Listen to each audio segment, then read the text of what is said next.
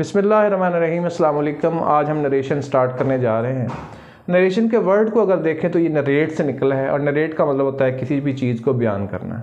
किसी भी चीज़ को बयान करने के दो तरीके हो सकते हैं। एक तरीका तो ये है कि जिस तरह हमने किसी से कोई चीज़ सुनी है उसी के लफ्ज़ों में बयान करने आगे जाके, इस तरीका बयान को हम इंग्लिश में डायरेक्ट स्पीच कहते हैं। और दूसरा तरीका ये है कि नहीं, उसके जो बात सुनी हमने मफहूम तो वही रखें लेकिन अल्फाज अपने इस्तेमाल करें, इसको हम इनडायरेक्ट स्पीच कहते हैं। ये तो बात मैंने आपको उर्दू के लिहाज से बता दी। इंग्लिश के लिहाज से ज़रा इन दो सेंटेंसेस को देखिए।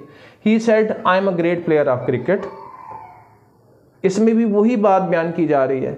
और दूसरे में देखें, he said that he was a great player of cricket. पहले सेंटेंस में कहता है कि उसने कहा कि मैं क्रिकेट का अजीम प्लेयर हूँ, और दूसरे में कहा कि उसने कहा कि वो क्रिकेट का अजीम प्लेयर था। ठीक है जी। तो अब दोनों में आप देखें बात वो एक ही बयान कर रहा है। यहाँ एग्जैक्टली हूबहू जो वर्ड्स हैं नरेट करने वाले के, नरेटर के, उसने इन्वर्टेड कामाज में एनक्लोज करके इधर डाल दिए हैं, और जो राइटर के अपने वर्ड्स हैं वो इन्वर्टेड कामा से पहले हैं। जो इन्वर्टेड कामा से पहले होते हैं, सेंटेंस जो होता है, जो सेंटेंस का पार्ट होता है, सेंटेंस होता है, इसे हम कहते हैं रिपोर्टिंग सेंटेंस। और जो इन्वर्टेड कामास के अंदर होता है इसे हम कहते हैं रिपोर्टेड सेंटेंस।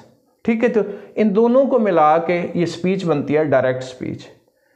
अब हम देखें कि जब इसने इसको इनडायरेक्ट स्पीच में डिस्क्राइब किया तो कौन कौन सी तब्दीलियां इसके अंदर लाया है, ज़रा देख लेते हैं जी। एक तो आप ये देखें कि इसने यहाँ पे आके ये इन्वर्टेड कामाज हटा दिए और ये कंजक्शन लगा दिया।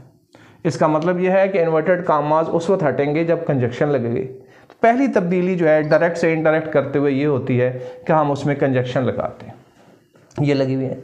आगे जाएँ तो देखा जाए तो यहाँ जो है वो प्रोनाउन जो है वो आया था, और यहाँ प्रोनाउन जो है वो ही ले आया है।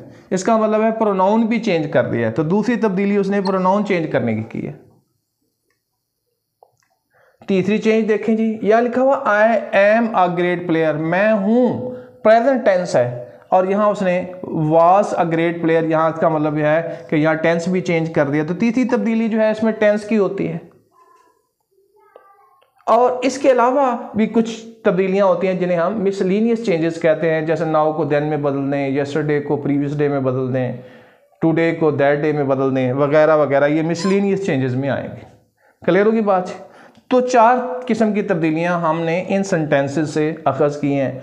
ये तब्दीलियां किस तरह होती हैं, कैसे होती हैं, कब कब होती हैं, इनके क्या रूल्स हैं, इनको हम बड़ी डिटेल से पढ़ेंगे। अगर ये हमें समझ आ गई कि यानी कि डायरेक्ट स्पीच को चेंज करने के लिए इनडायरेक्ट में जो ये चार तब्दीलियां होती हैं, ये जिन रूल्स के तहत होती हैं, वो रूल्स हमारी फिंगर टिप्स पे आ गए तो हमारे लिए डायरेक्ट इनडायरेक्ट मसला नहीं रहेंगे। ये देखिए कि मैंने आपके सामने दो सेंटेंस लिखे हैं, एक डायरेक्ट सेंटेंस है, एक इनडायरेक्ट है। उसमें जो तब्दीलियाँ आई हैं तो यही तब्दीलियाँ आई हैं, इसके अलावा कोई तब्दीली नहीं होती डायरेक्ट से इनडायरेक्ट करते हुए। तो अगर इन्हीं चार चेंजेस को हम इनके रूल्स सीख लें और देख लें कोई भी सेंटेंस हो, चेंजेस तो ये चार ही करनी है, तो इनके क्या रूल्स होते हैं और किन को हम फोकस करें तो ये चेंजेस आराम से की जा सकती हैं। तो वो यही चार चेंजेस हैं जो कि हमने सीखनी हैं, तो जिससे हम डायरेक्ट को ईजीली इनडायरेक्ट में कन्वर्ट कर सकेंगे। Thank you.